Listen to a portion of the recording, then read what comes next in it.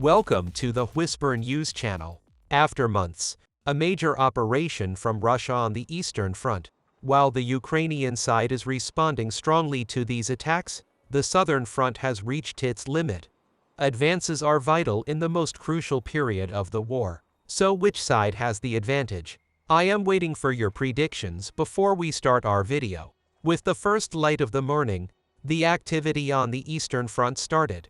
As of last night, the sounds of fighting stopped for only 1 hour. As daylight began to illuminate the Ukrainian territory, the first attacks officially began in Kharkiv. Russian troops had captured Kharkiv in the first days of the war. However, with Ukraine's first major operation, the Russians could not hold on to the territory of Kharkiv and withdrew. After this process, Kharkiv became one of the most important logistics areas for Ukrainian forces. In this process, Kharkiv turned into a logistics city that sustained the eastern front of Ukraine. Kharkiv, a very important region in terms of its location, also played a critical role in the Battle of Bakhmut. Russia was the first to mobilize and launch attacks. In order to enter Kharkiv Oblast, Russian troops officially started long artillery shelling in the direction of Kupiansk in the morning. In order to regain the territories liberated by Ukrainian units, Russian forces launched an offensive from 3 different areas. 3 major front lines were formed north, east and west of Kupiansk. The Russians, who deployed troops and a large number of artillery systems to the region, focused especially on the Mykolaiv region. As the intense artillery shelling continued for hours, it was observed that both Ukraine and Russia suffered casualties. As Ukrainian forces are advancing gradually, the advantage changes every day or even every hour. For this reason, we see frequent shifting of territory gained and lost. The aim of the Ukrainian forces is to minimize losses in the face of intense Russian attacks, so that they can mount a strong response later. With the onset of intense Russian artillery shelling, as happened today, Ukrainian forces gradually withdrew and defended Kalinov, Krakens and western Orlyanka. During this period, Russian units made progress in 3 areas. However, as I mentioned, the situation of success in the region is constantly changing. As long as there is not full control, the area is marked with a yellow sign, indicating that active fighting and clashes are ongoing. You will understand why I am giving you this information in this process as the video progresses. The Russian advance on the Kupiansk line has caused an official awakening on the Ukrainian side. In response to the Russian offensive in Kupiansk, Ukrainian forces advanced to the center of Bakhmut. Despite heavy artillery shelling and Russian resistance, the Ukrainian army took control of a large area south of Krom and north of Andriivka. Shortly afterwards, Ukrainian Krakens troops carried out a major infiltration attempt that would change the fate of the war. After hours of observation and reconnaissance with unmanned aerial vehicles, the Krakens troops made a major infiltration attempt from the wooded area around the T-504 highway. Ukrainian troops created a breach in the Russian defense line south of Bakhmut, and Krakens units began advancing through the forest. The goal is to completely disable the main Russian supply route, the T-504 highway, and crossfire Russian units stationed in the center of Bakhmut. As I have shown on the map, Ukrainian troops want to create a corridor from the southern line and infiltrate Russian positions while fighting continues on the center line. In this, the Krakens units are perhaps the most successful and experienced units of the war. The elite units of the Krakens officially carried out an infiltration attempt through the forest line south of Kovalska-Vulitsia. The Krakens troops then advanced approximately 2 kilometers along the southern line and began to move north. The first major attack took place in this area. The Russian positions were first hit by drones, while the second attack was carried out by Krakens troops. Russian troops on the 2 Russian defense lines of the T-504 highway suffered heavy losses of military equipment and infantry as a result of the attacks. Simultaneously, Ukrainian artillery units and infantry on the center line surrounded the Russians. The rear of the Russian defense line was surrounded by Krakens troops, while the front line was surrounded by the Ukrainian army and intense artillery shelling began. As a result of the attacks, 6 Russian units were reported to have been destroyed or surrendered. 70 Russian soldiers lost their lives and about 30 Russian soldiers surrendered. In addition, 120 Russian soldiers were wounded. Ukrainian forces successfully ended the infiltration attempt and gained access to a large number of Russian military equipment in the region and made a major advance of 2 kilometers.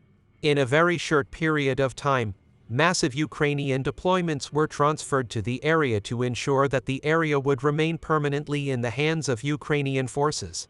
It was also observed that Ukrainian troops were transferred from the Andriivka line to the south of Bakhmut. If Ukrainian forces continue to advance on Bakhmut in this way, they will soon reach the center of Bakhmut. Russian units operated for 9 months to control Bakhmut and, as you may recall, Wagner's forces lost at least 50,000 troops in the area.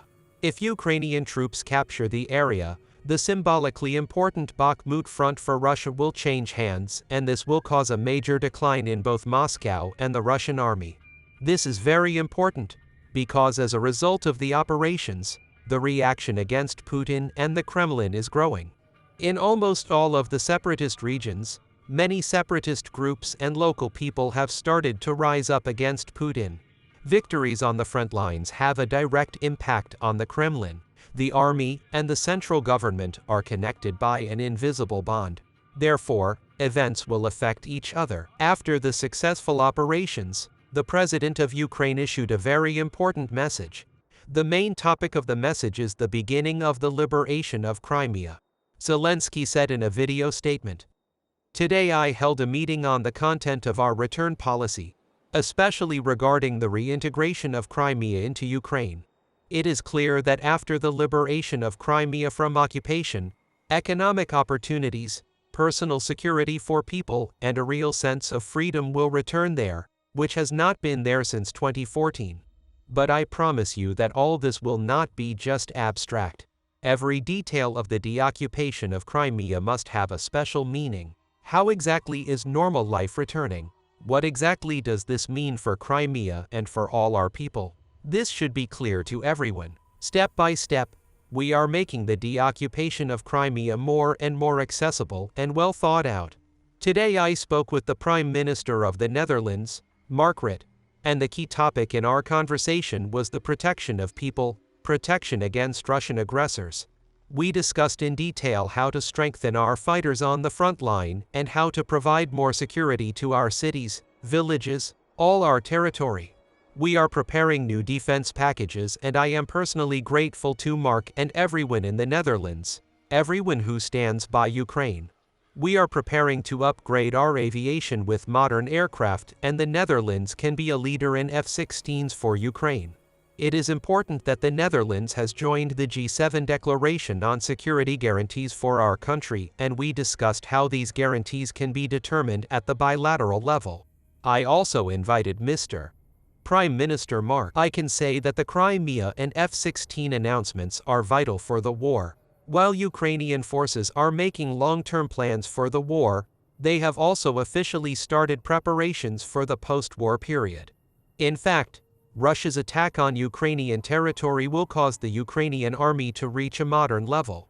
If the Ukrainian forces are able to fully liberate their territory, then it will be impossible for Russia to put Ukraine under pressure.